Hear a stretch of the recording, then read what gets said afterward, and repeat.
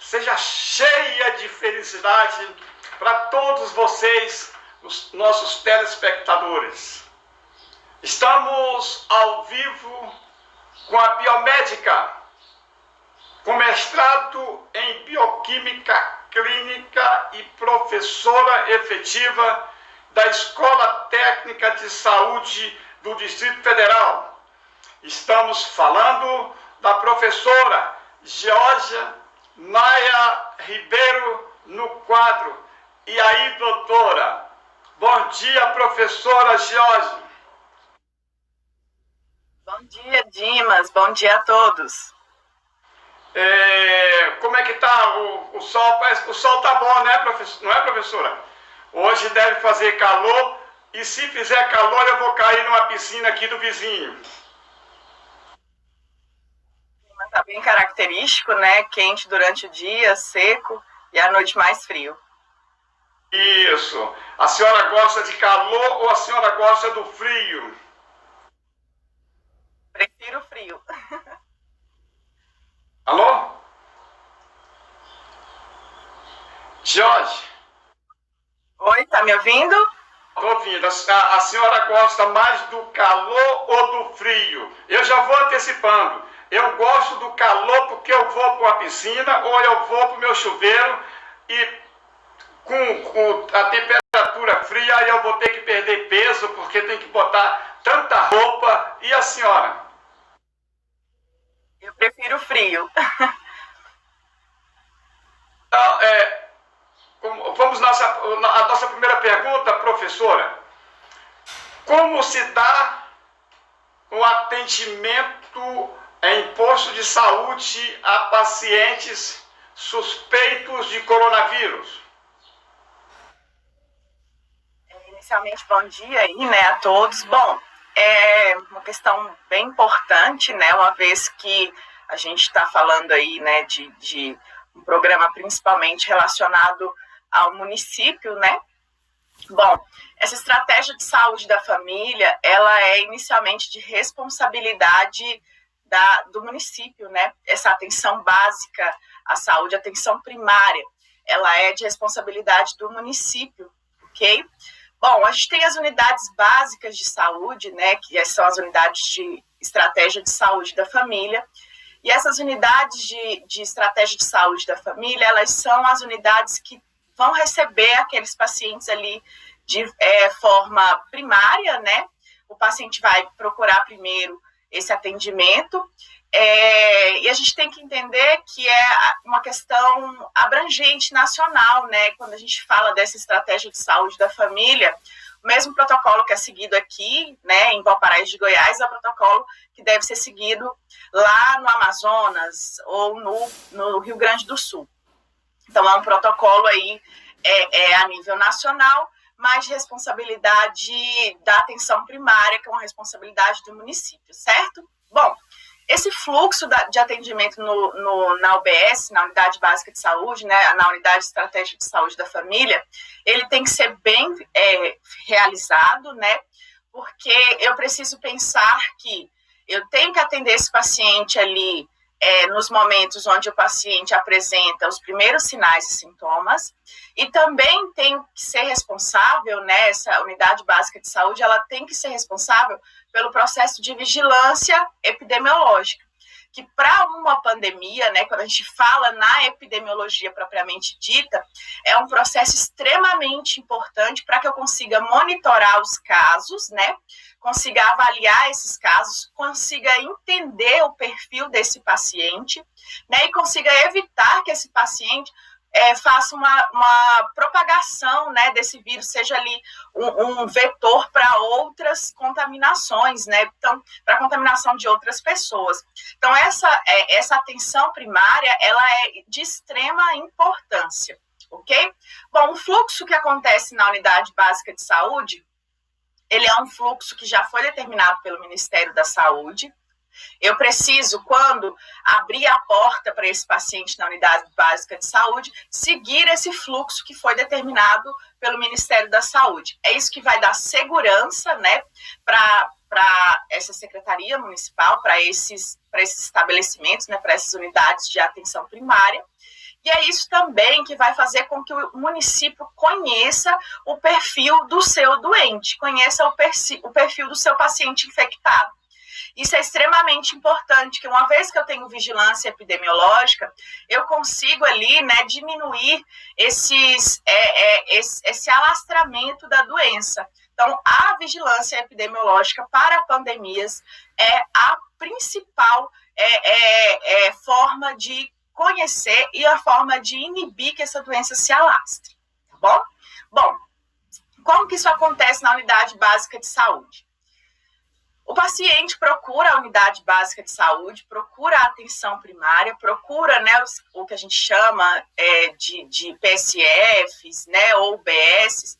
Esse paciente busca essa unidade básica de saúde, né, e aí o recepcionista ele já tem que fazer um processo de triagem, certo?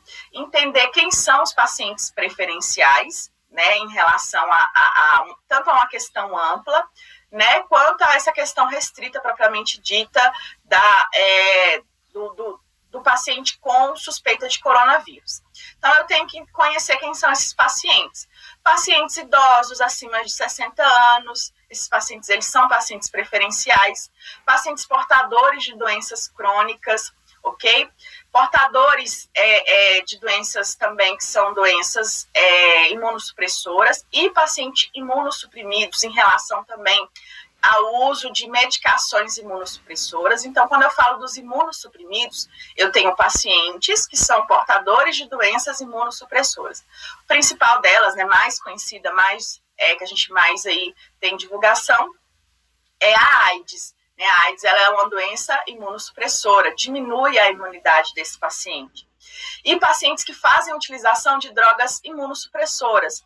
Essas drogas imunossupressoras, elas são utilizadas quando o paciente, principalmente com o paciente transplantado, tá? O paciente transplantado, ele utiliza essa droga imunossupressora por toda a vida, né? Porque justamente eu preciso diminuir uma efetividade do sistema imunológico para que eu não tenha rejeição de órgãos ou tecidos. Então, esse paciente ele também precisa ter uma atenção preferencial, ok? Gestantes, né? As gestantes, elas também demandam essa atenção preferencial. O que a gente chama de puérperas, né? Essas puérperas são mulheres que tiveram filhos recentemente e aí até 45 dias após o parto. Esses são os pacientes que vão precisar de um olhar preferencial ao entrar ali, né? Com uma suspeita de síndrome respiratória. O paciente, quando entra na unidade básica de saúde, com essa suspeita de síndrome respiratória, ele precisa ter alguns sinais e sintomas que são condizentes ali com essa síndrome respiratória, né? Febre, que é o sintoma mais comum, né, na síndrome respiratória.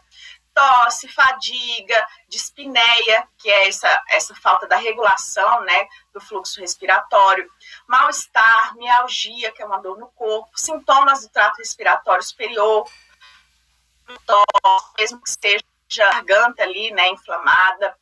E também, né, já está notificado que eu posso ter relatos de pacientes com sintomas gastrointestinais, ok? Esses pacientes, eles são descritos como pacientes de síndrome respiratória, ok? Essa síndrome respiratória, ela é suspeita de ser coronavírus, ok? Não posso descartar a Covid-19, mas ela pode ser qualquer outra infecção que acomete o trato respiratório superior, desde uma infecção bacteriana, uma infecção viral. Eu não fiz testes, né, para descrever qual é essa síndrome respiratória, dar o diagnóstico fechado de que é coronavírus. Algumas unidades de saúde solicitam, né, o teste, e isso é extremamente importante, até porque essa vigilância laboratorial, ela também é responsabilidade do município, né, a nível municipal, e ela também é extremamente importante, porque uma vez que eu tenho o diagnóstico, eu consigo, né, entender ali sinais e sintomas que são específicos da doença e consigo entender o perfil desse paciente. Então, os exames laboratoriais, eles são de extrema importância, mesmo muitas vezes eles não podendo ser feitos, né, por isso muitas vezes não estão ali no protocolo. Bom, Esse paciente é diagnosticado com essa síndrome respiratória. Não tem o diagnóstico de coronavírus, né, da Covid-19. Eu sei que eu tenho algum problema ali respiratório, ou viral, ou bacteriano, eu não sei quem é, tá? Esse agente infeccioso. Mas eu não posso descartar o coronavírus, né? Até porque a gente está vivendo a pandemia aí. Então, esse paciente, ele é separado, né? Ele vai para uma área separada. Essa área, ela tem que ser higienizada. A porta tem que ser fechada. Eu tenho que deixar as janelas abertas. Não posso deixar ar-condicionado ligado. E esse paciente, ele passa a ter que utilizar a máscara cirúrgica. A gente não pode mais deixar esse paciente com máscara de pano, a máscara caseira. E isso faz também com que essa unidade básica de saúde, que é a responsabilidade, né, ali do município de atenção primária, demande uma grande quantidade de EPIs, que são equipamentos de proteção individual, certo? Justamente porque o paciente suspeito com síndrome respiratória, ele não pode permanecer com a máscara de pano. O ideal é que ele utilize a máscara cirúrgica, tá? Para a segurança dos outros pacientes que estão ali, que também não têm um diagnóstico de Covid-19, ok? Assim como ele também não tem. E também para os próprios profissionais, certo? Os profissionais, eles precisam, né, ter esse cuidado, essa cautela, manter os EPIs, né, a proteção individual deles e também distribuir ali a máscara para esse paciente que é um paciente suspeito, tá bom?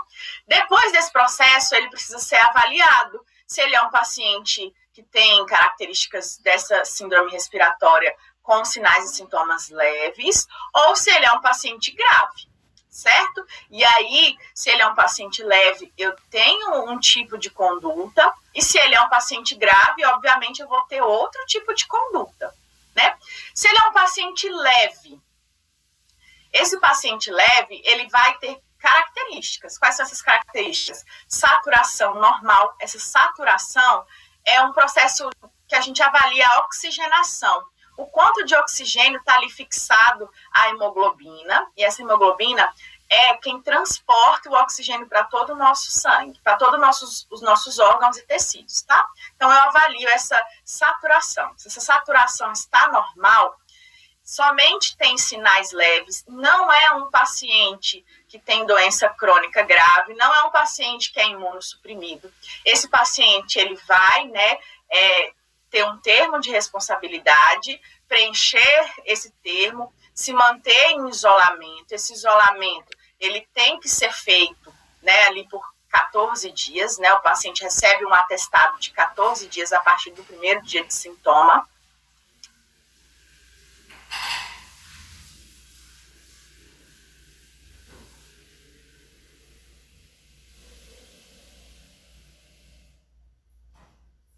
E esse paciente, ele tem que ser monitorado de 48 em 48 horas. Ou presencialmente na unidade básica de saúde, né? Ou preferencialmente pelo telefone, né? Ou por outros meios de comunicação ali. Pode ser por ligação, ou pelo WhatsApp, ou por outro, de preferência pelo telefone, para que ele não fique exposto e não exponha outras pessoas ao ir à unidade básica de saúde. Bom, essa é a conduta para um paciente que está acometido de forma leve. Até agora, eu não tenho nenhuma obrigação de fazer testes laboratoriais. Essa obrigação, ela não vem determinada pelo Ministério da Saúde, tá bom? Por quê? Porque justamente a gente tem que entender que isso pode acontecer no interior do Maranhão, no interior do Piauí, no interior de Goiás, no interior de uma cidade onde eu não tenha condições de fazer, né? Em aldeias, muitas vezes eu não tenho condições de fazer os testes laboratoriais. Mas vale a pena frisar, né, que esses testes, eles são de extrema importância, porque eu conheço esse paciente, eu posso fazer a vigilância epidemiológica desse paciente com muito mais certeza, né, com muito mais cuidado. Os testes, muitos deles, dos testes rápidos, né, que utilizam a metodologia que a gente denomina de imunocromatografia, eles ainda apresentam, né, alguns falsos positivos ou falsos negativos. E isso tem que ser estudado também pelos médicos, por isso que é tão importante essa necessidade dos testes, ok? Principalmente para vigilância epidemiológica.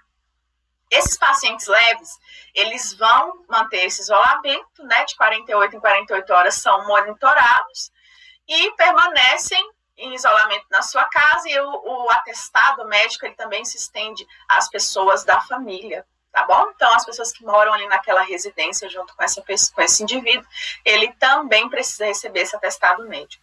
Por isso que a vigilância epidemiológica também é muito importante. Por quê? Eu preciso conhecer esse paciente, preciso saber se ele é um paciente de baixa renda, preciso saber se ele tem emprego, preciso saber qual a necessidade dele de ir para a rua, preciso ter um suporte para esse paciente também social, né? De atenção social, porque se ele não é um paciente de carteira assinada, é muito complicado. Se ele tem sinais e sintomas leves e precisa vender a água dele ali no barzinho, ele é um comerciante pequeno, muitas vezes ele não vai poder ficar em casa, né? Porque ele precisa comer, ele precisa ter dinheiro para poder comer. Então, esse atendimento, né, ele precisa ser ali multidisciplinar, desde uma assistência social até mesmo a assistência médica, e para isso eu preciso ter um intermédio da vigilância epidemiológica, ok? Bom, eu analisei, estou ali responsável por esse paciente e percebi que esse paciente é um paciente grave. Como que a gente vai identificar? Existem também parâmetros, né, para identificar se esse paciente é um paciente grave. É um paciente que apresenta uma baixa da saturação, né, a oxigenação dele está baixa. É um paciente que apresenta hipotensão, ele apresenta desconforto para respirar, ele é um paciente que apresenta comorbidades, então esse paciente é um paciente grave. A unidade básica de saúde vai ter a responsabilidade de estabilizar esse paciente, ou seja, manter esse paciente ali em taxas aceitáveis, né, para poder transferi-lo para um centro de referência. Esse centro de referência são hospitais de média e alta complexidade, né, que tem a capacidade de dar um suporte terapêutico melhor para esse paciente. Então, o fluxo que acontece na unidade básica de saúde, na atenção primária, na estratégia de saúde da família, o postinho que fica perto da casa do cidadão, chegou com síndrome respiratória, apresentou sinais e sintomas de síndrome respiratória, isola esse paciente numa área separada, identifico se ele tem características leves ou graves. Características leves, atendimento de vigilância, eu vou fazer ali o processo de isolamento, tenho que fazer um processo também de conscientização. Por quê? Esse paciente ele pode ser um paciente oligosintomático, que só teve uma dor de cabeça, uma febre, uma tosse, mas ele é um paciente que consegue sair de casa. Então, também preciso fazer um processo onde esse paciente entenda a necessidade dele de permanecer isolado. Então, tudo isso está relacionado à atenção primária, à atenção básica, à estratégia de saúde da família, para que esse paciente evite, né, de contaminar outras pessoas. Certo? Precisa da vigilância epidemiológica, ok? Preciso da assistência social, tudo isso em torno desse paciente. É muito difícil, porque estamos vivendo uma pandemia, né? Então, a quantidade de pacientes que vai com essas características é muito grande, ainda mais, né, num tempo de inverno, né, no inverno nosso aqui, principalmente da região centro-oeste, onde eu tenho muitos acometimentos do trato respiratório. Bom, paciente grave, estabilização na unidade, né? Eu preciso manter ali os mínimos parâmetros, né, para a sobrevivência desse paciente. Então, eu preciso manter a saturação dele normal, eu preciso promover ali a melhora dele, né, a estabilização dele para o transporte para um centro de referência, que é um atendimento de média e alta complexidade, que vai ter um suporte terapêutico melhor para esse paciente. Estamos num bate-papo com a bióloga, biomédica, com mestrado em bioquímica clínica e professora efetiva da Escola Técnica de Saúde do Distrito Federal, a professora George Maia Ribeiro no quadro. E aí, doutora? Professora, qualquer hospital pode receber paciente com coronavírus? Então, o atendimento médico, né, de um paciente com qualquer doença, né, que apresenta ali a necessidade imediata de atendimento, ele não pode ser negado, tá? Em nenhuma unidade, nenhum hospital, se esse paciente, seja ele da rede privada ou seja ele da rede particular, esse paciente não pode morrer na porta do hospital sem atendimento médico, se a necessidade dele for uma necessidade imediata. Né? Isso daí a gente tem como conceito principal de atenção à saúde, né? Eu não posso negar atendimento. O médico ele não pode negar atendimento a uma pessoa, nem mesmo na rua, caso ele tenha capacidade ali de estabilizar, né, ou de auxiliar esse paciente, ok? Então, esses hospitais, né, que são hospitais que nós denominamos de centros de referência, eles são hospitais que têm uma capacidade de manter esse paciente estável, né, de manter esse paciente, seja com uma oxigenoterapia, né, caso ele apresente, né, essa baixa saturação, tem essa saturação baixa. Então, é um hospital de referência, é um hospital onde a gente precisa, né, manter o menor número de pacientes de outras necessidades junto com esse paciente com o Covid-19, justamente para evitar esse processo de infecção, né? Então, esses centros de referência, eles foram centros preparados, né, para que justamente eu evite essa disseminação da doença ou para outros pacientes que estão com outros acometimentos, né, e que tenham suporte terapêutico. Esse suporte terapêutico é desde uma oxigenoterapia, que é um atendimento ali, uma monitorização de média complexidade, né, onde eu preciso ter profissionais especializados, apoio diagnóstico, né, ali nesse atendimento de média complexidade, eu preciso ter um apoio diagnóstico, manter esse paciente fazendo exames clínicos, manter esse paciente fazendo raio-x, manter esse paciente fazendo tomografia, manter esse paciente sendo monitorado as suas funções pulmonares, ok? E também tem a capacidade de tratar esse paciente com insumos e medicamentos, ok? Então, isso tudo está relacionado a uma média complexidade. E essa média complexidade, ela precisa ter esse suporte terapêutico para o paciente, né? Que é um paciente que já apresenta sinais e sintomas graves da doença. Quando que esse paciente precisa ser intubado? Que é o que muita gente pergunta. Quando que o paciente deixa de ser um paciente leve e passa a ser um paciente intubado? Gente, então tem etapas, né? O paciente é um paciente leve quando ele apresenta sinais e sintomas leves, que mantém a sua saturação normal. Saturação é justamente esse transporte de oxigênio, né, acontecendo de forma efetiva para todos os órgãos e tecidos. Então, se ele mantém essa saturação normal, ele não é um paciente que demanda nem atendimento de média complexidade e nem atendimento de alta complexidade.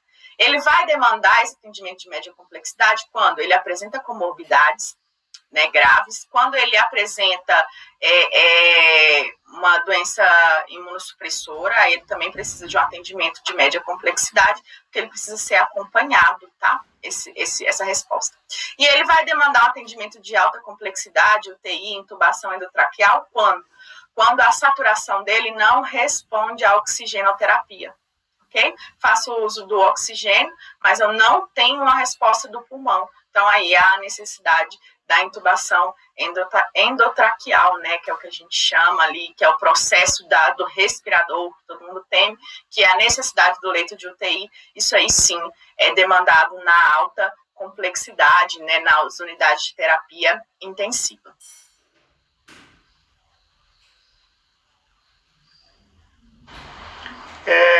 Estamos no bate-papo com a bióloga biomédica com mestrado em Bioquímica Clínica e professora efetiva da Escola Técnica de Saúde do Distrito Federal, a professora Georgia Maia Ribeiro, no quadro. E aí, doutora? Doutora, a vacina, professora professora, a vacina para influenza pode proteger também contra o novo coronavírus? Então, nós comentamos isso ontem, né? Falamos a respeito, falamos muito tempo a respeito, né? Nosso tempo que já está quase chegando ao final. Só para frisar aí nesse ponto, a vacina contra a influenza, ela não protege contra o coronavírus, tá? São vírus totalmente diferentes, eles não têm uma resposta imunológica compatível, então quem toma vacina contra o vírus da influenza vai ter uma resposta imunológica para o vírus da influenza, ou seja, uma memória para esse vírus, e não a memória para o coronavírus, tá bom? Vacina do coronavírus a gente ainda não tem disponível, temos várias vacinas que estão em estágio aí avançado, né? De testes clínicos, já estão entrando no processo de produção, linhas de produção, mas ainda não temos essa vacina disponível no mercado, ok? Ok, então estamos encerrando por hoje, nesta quarta-feira, que tudo que pode estar mostrando que pode ser uma quarta-feira de um sol bem gostoso, para você, telespectadores, e ao seu, não vá a clube não, tá? Ainda não está liberado, mas para dar queimadinha, como eu, ficar da minha cor, queimadinho, com a nossa bióloga, biomédica, com mestrado em bioquímica clínica e professora efetiva da Escola Técnica de Saúde do Distrito Federal, a professora Georgia Maia Ribeiro, no quadro "E aí, doutora?". Professora Georgia, muito obrigado, foram muito bons os seus esclarecimentos da senhora, e até amanhã, se Deus assim permitir. Obrigada, Dimas, bom dia, até amanhã, gente, tchau.